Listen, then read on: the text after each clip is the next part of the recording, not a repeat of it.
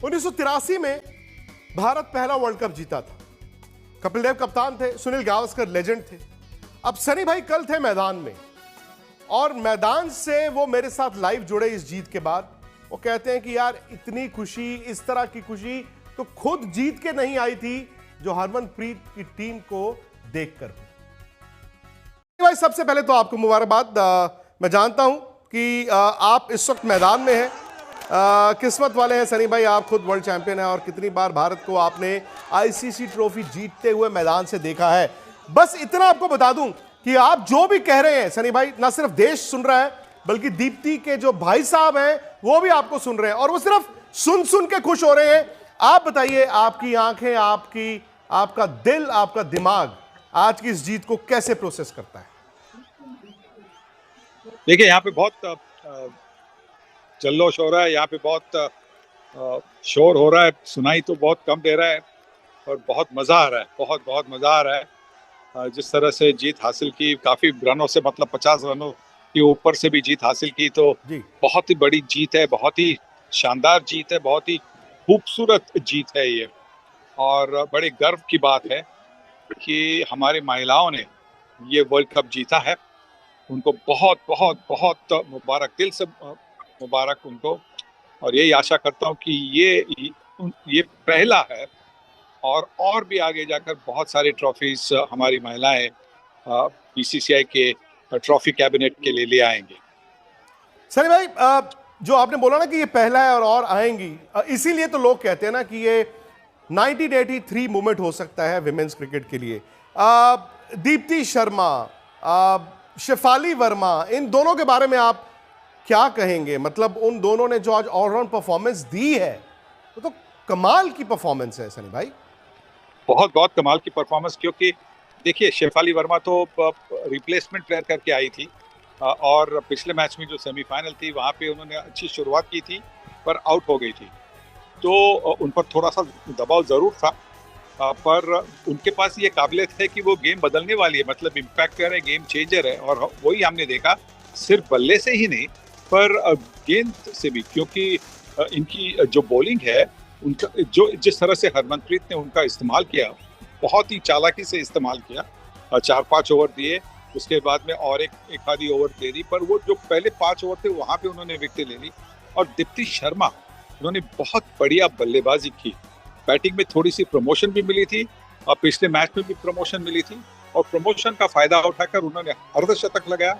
और जब बॉलिंग का वक्त आ गया तो फिर जिस तरह से उन्होंने गेंदबाजी की, बहुत ही अच्छी गेंदबाजी की।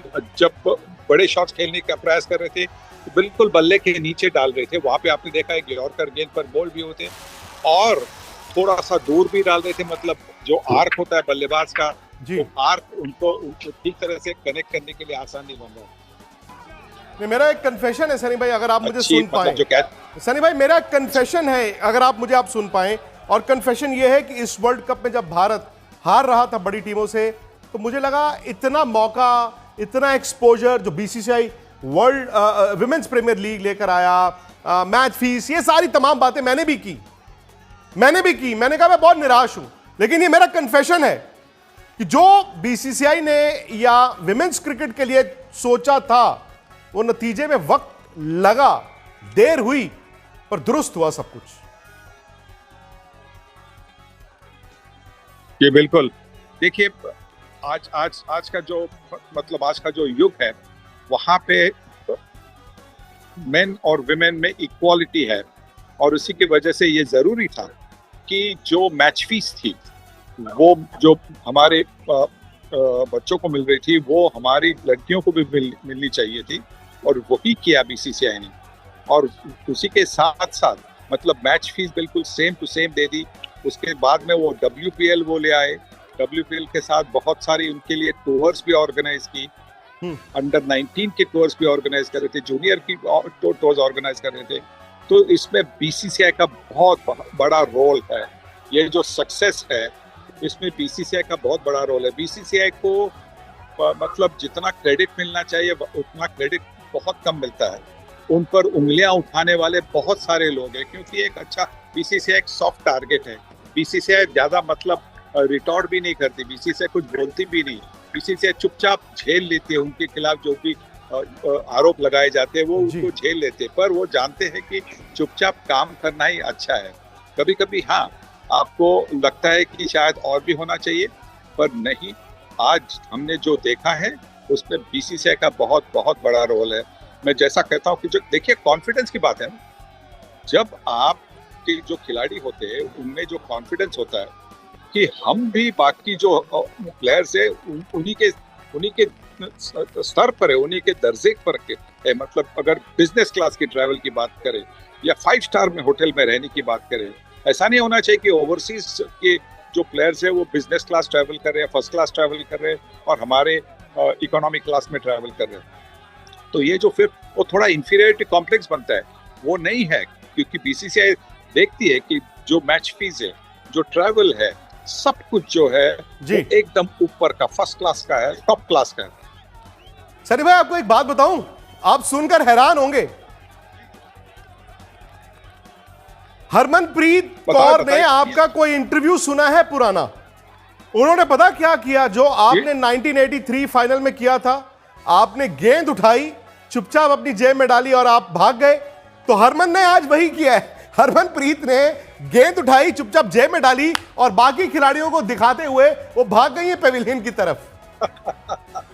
बहुत बहुत अच्छा किया, बहुत अच्छा किया, क्योंकि वो जो एक मेमेंटो है, वो जिंदगी का सबसे बड़ा मेमेंटो होगा।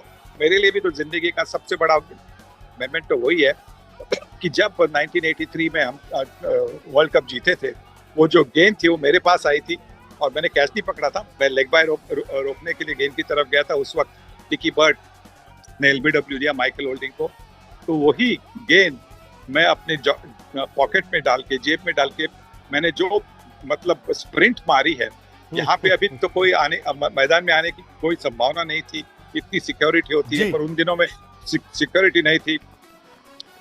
तो जो भी उसने किया बहुत अच्छा किया। और मैं आपको ये भी बताऊं कि हमारे साथ में इस लाउंज में हरमनप्रीत की फैमिली, माता पिता भाई यहीं पे बैठे थे और वो इतने खुश है, मैं बताऊं आपको कि मतलब वो जानते हैं कि उनकी बेटी पर काफी दबाव था, काफी अपेक्षाएं थी उन पर कि ये जो, और शायद ये भी हो सकता है कि हरमनप्रीत के लिए आखिरी वर्ल्ड कप, 50 ओवर का आखिरी वर्ल्ड कप हो सकता है, क्योंकि हर 4 साल के बाद में वर्ल्ड कप होता है, तो इसी की वजह से शायद ये आखिरी उनके लिए मौका होगा। पर जो अभी तो उन्होंने वो जीत हासिल की है, ये तो बड़ी अच्छी बात है। और मैं यही कहूंगा उनको ठीक तरह से आप वो रखिए, वो गेंद को सबके, अपने टीममेट्स की सबकी ऑटोग्राफ ले लीजिए। शायद अगर दूसरे साइड पर अगर हो सके तो साउथ अफ्रीका की टीम है, उनकी भी ऑटोग्राफ ले लीजिए। नहीं, आपके इंटरव्यू तो सनी भाई उन्होंने पहले ही सुन लिए होंगे और वो जो आप बता रहे हैं वो उनको पता है कि ये करना है। आपका बहुत बहुत शुक्रिया सनी भाई, बहुत शुक्रिया।